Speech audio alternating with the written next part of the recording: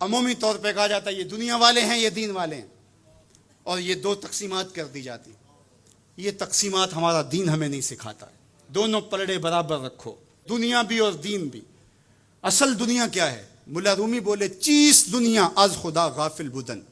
دنیا ہے کیا؟ خدا سے غافل ہونے کا نام دنیا ہے. وہ آپ چاہے ممبر پہ بیٹھ کے غافل ہیں یا دکان پہ بیٹھ کے غافل ہیں، وہ آپ دنیا داری کر رہے ہیں.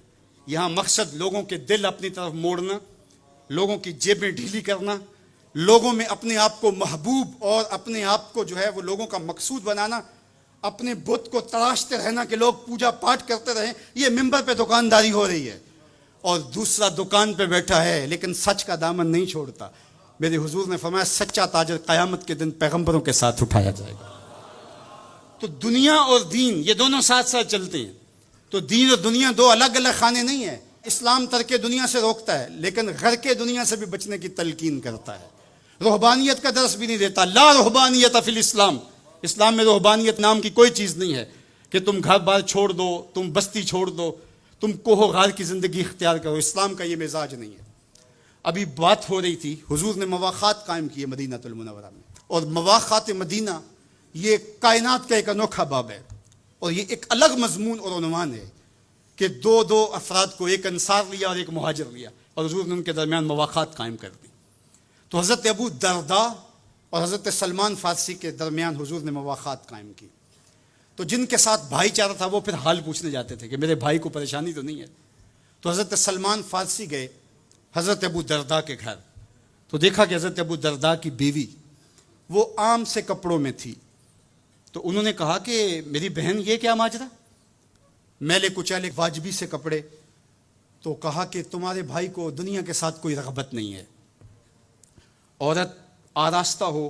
حضور نے عورت کی خوبیاں بیان کی کہ بہترین عورت وہ ہے جب اس کا شوہر دیکھے اس کو تو اسے خوش کر دے. وہ اس کا لباس، اس کی حیت اور طرز زندگی ایسا ہو کہ مرد کے لیے مسرت، خوشی اور سرشاری کا ذریعہ ہو، تاکہ اس کی نظر یکسو رہے اور اس کے خیالات پراگندہ نہ ہوں، اس کی سوچوں میں آوارگی نہ آنے پائے.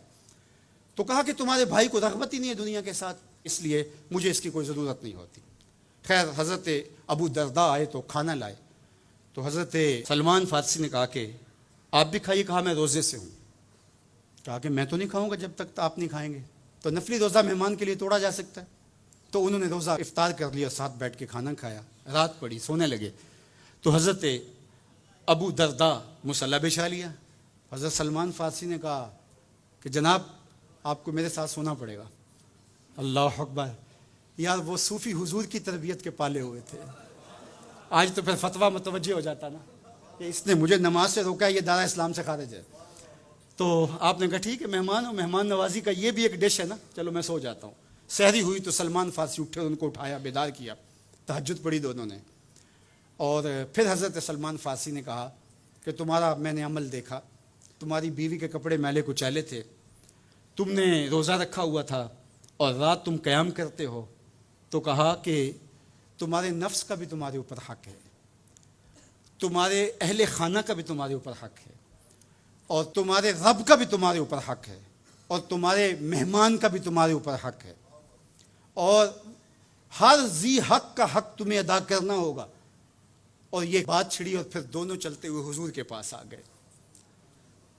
خوشا وہ وقت کے فیض عام تھا ان کا، خوشا وہ وقت کے بطحا مقام تھا ان کا. کیسے وہ لمحے تھے، آج تو کوئی ملتا ہی نہیں ہے.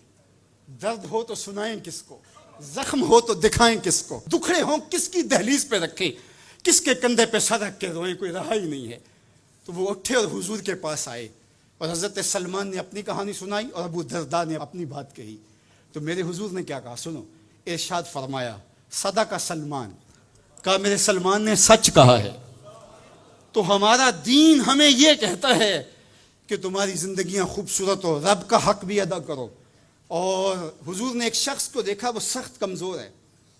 تو آقا کریم نے فرمایا کہ کیا ماجرا ہے، تم بہت کمزور ہو، تو نے کوئی دعا تو نہیں کی تھی رب سے؟ کہا جی حضور میں نے اللہ سے دعا کی تھی. کیا دعا مانگی؟ کہا میں نے اللہ سے کہا مالک جو بھی تکلیفیں ہیں، مصیبتیں ہیں، وہ آخرت کے حصے کی بھی دنیا پہ بھیج دے تاکہ یہیں فارغ ہو کے جاؤں، آخرت میری صاف ہو جائے. تو بڑے دکھڑے ہیں، بڑے غم ہیں، بڑی اذیتیں ہیں، بڑی بیماریاں ہیں جس نے مجھے کمزور کر دیا. تو بظاہر بڑی اچھی بھلی بات تھی. کہ سارے دکھڑے دنیا پہ لے لی، آخرت صاف کر لی؟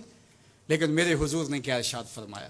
فرمایا تو نے یہ کیوں کہا کہ آخرت کے دکھ بھی دنیا پہ مل جائیں؟ تو نے یہ کیوں نہیں کہا ربنا آتنا فی الدنیا حسنۃ وفی الآخرۃ حسنہ، اللہ دنیا میں بہتریاں دے دے، آخرت میں بھی بہتریاں دے۔ وَكَذَلِكَ جَعَلْنَاكُمْ أُمَّةً وسطا، جب تک ترازو پورا نہیں رکھو گے، جب تک دونوں پلڑے برابر نہیں ہوں گے، تم آگے کبھی نہیں بڑھ سکو گے۔